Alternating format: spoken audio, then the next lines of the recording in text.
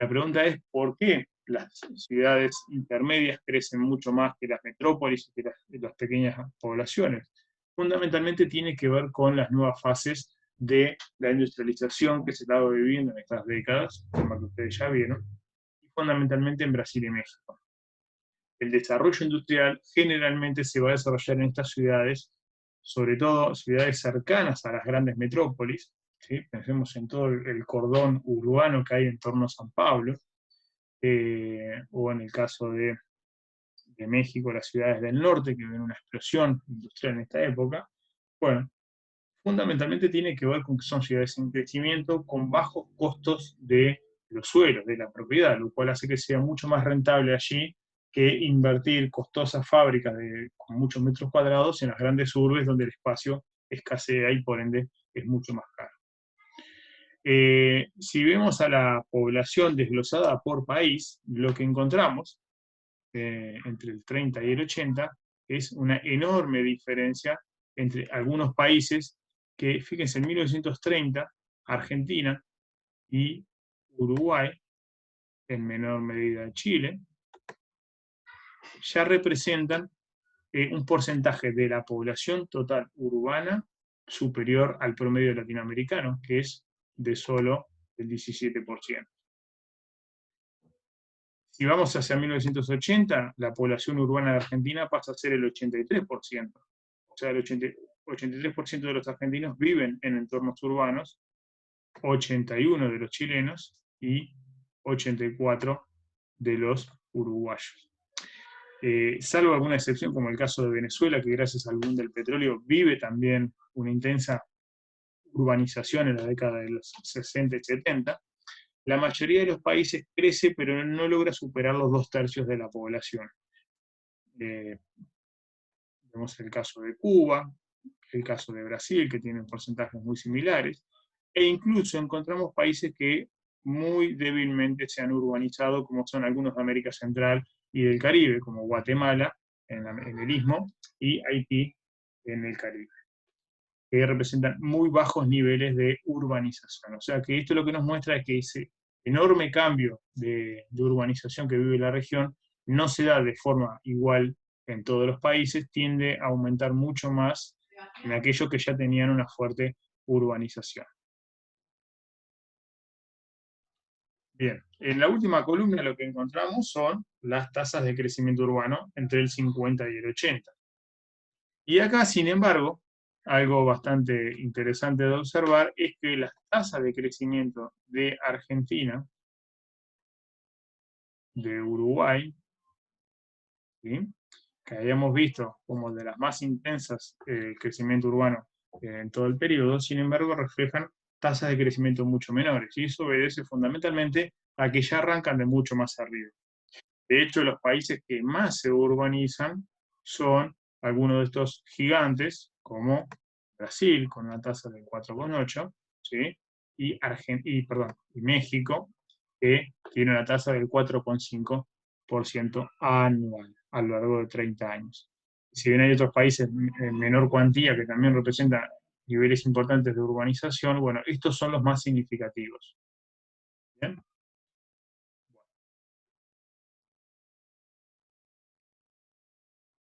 Y vemos algunos numeritos remarcados, ¿sí? Y las diferencias entre los países, bueno, se obedece a esto, que algunos ya arrancaban de mucho más allá.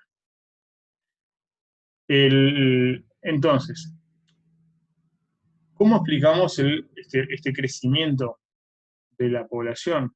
Bueno, fundamentalmente, y esto es importante dejarlo bien claro, debido a la migración del campo a la ciudad. Mientras que en la época del modelo agroexportador, el aumento de la población en buena medida se debía al crecimiento vegetativo, pero también al factor migratorio internacional, es decir, de inmigrantes europeos que llegaban, solo se dio en algunos países. En esta época, lo que tenemos es un fenómeno masivo en casi todos los países de expulsión de gente del campo, es decir, con nacionales que se van por la escasez de perspectivas laborales del sector agropecuario a las ciudades, y también atraídos por precisamente mejores condiciones laborales y por los servicios y opciones de incluso de esparcimiento y de mejora en la calidad de vida, salud y educación que brindan las ciudades y que no brindan el campo. Hasta los años 70, fundamentalmente, este crecimiento de la migración es un fenómeno interno, pero en esos años comienza a internacionalizarse nuevamente, es decir, comienzan a darse los fenómenos eh, interurbanos e internacionales, pero en la región. El caso más llamativo es el de los centroamericanos a México y bolivianos y paraguayos a Buenos Aires, también menor medio uruguayos, o en el caso de los colombianos a Venezuela. El fenómeno curioso, dado que hoy día el fenómeno migratorio justo allí es el inverso. Pero en los años 70, Venezuela, Argentina, México son los grandes focos de atracción de los países vecinos y también reciben muchísimos inmigrantes y casi todos se establecen en las ciudades. ¿Qué pasa allí? Bueno, el tema es que los planes de construcción de vivienda, de utilización del suelo, no estaban muy bien articulados para lo que era la magnitud de la tarea. La construcción de vivienda por parte de privados y del Estado crece muy lentamente, a un ritmo que la población no logra ver satisfechas sus necesidades de vivienda y termina llevando a las soluciones alternativas de autoconstrucción, ocupación de tierras o de forma de compra a regulares urbanos de forma semi-legal, o sea, no siempre cumpliendo con toda la normativa, pero generalmente en territorios alejados de los grandes centros urbanos y en las periferias que se van a hacer características de las grandes urbes latinoamericanas, como vemos en esta imagen, de este barrio periférico en Caracas, ¿sí?, en las laderas de los cerros.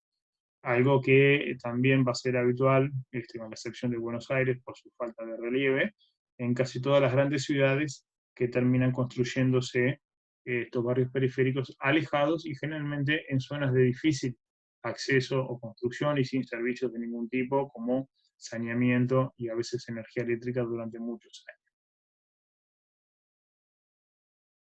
Y en el caso chileno, el fenómeno del crecimiento demográfico se puede observar a través de estos números que observamos aquí. Para 1940, la población de Chile llegaba a los 5 millones de personas. En 12 años, en 1952, ya llegó a 5.900.000, es decir, tenemos un incremento de 900.000 personas en este periodo.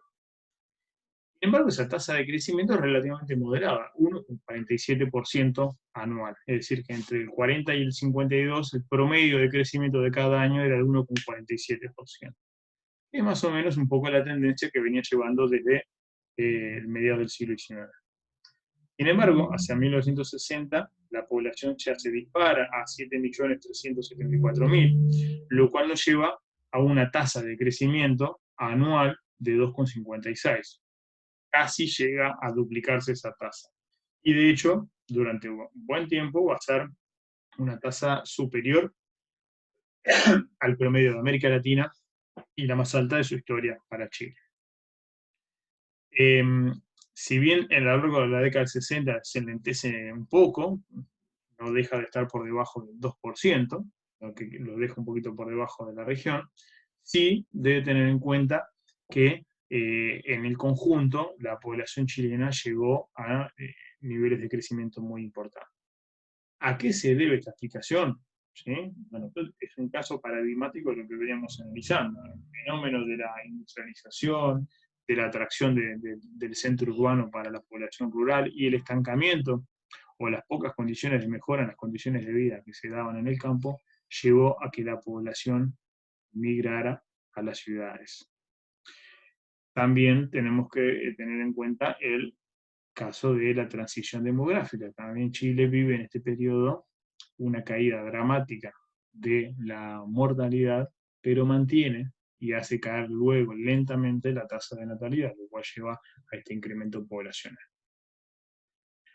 Finalmente, el tema de la estratificación social en las ciudades es algo que vamos a analizar.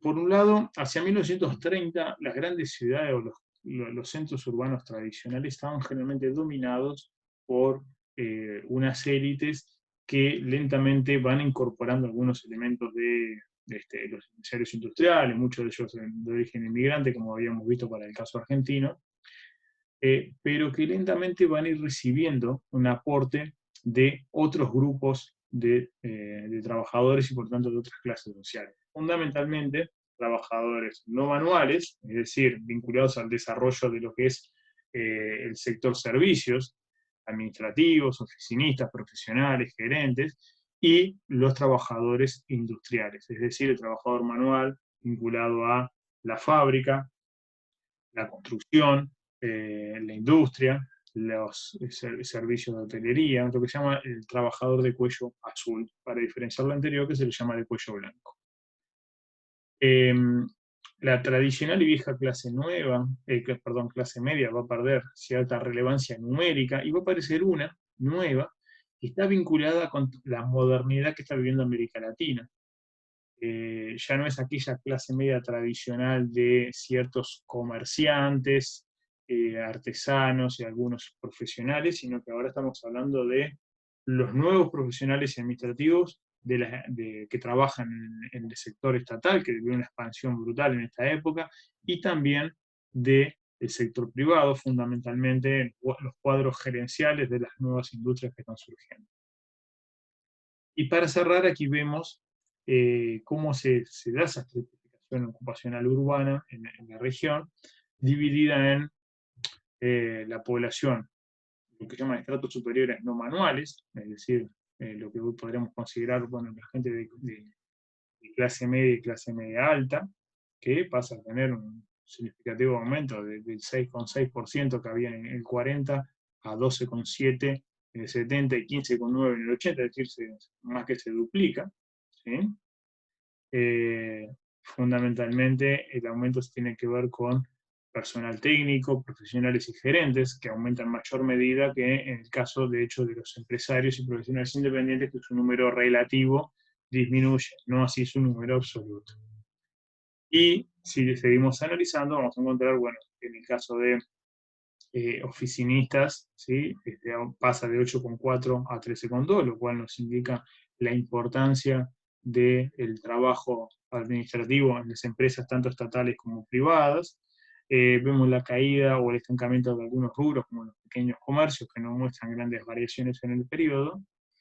Y un fenómeno interesante de, bueno, variabilidad de los trabajadores asalariados, que en términos relativos muestran un ascenso hacia 1950 y luego un ligero decrecimiento vinculado sobre todo al cambio tecnológico, ya que la mayor parte de los trabajadores encuentran su mayor fuente laboral en el sector servicios y por eso que allí va a verse más desarrollado.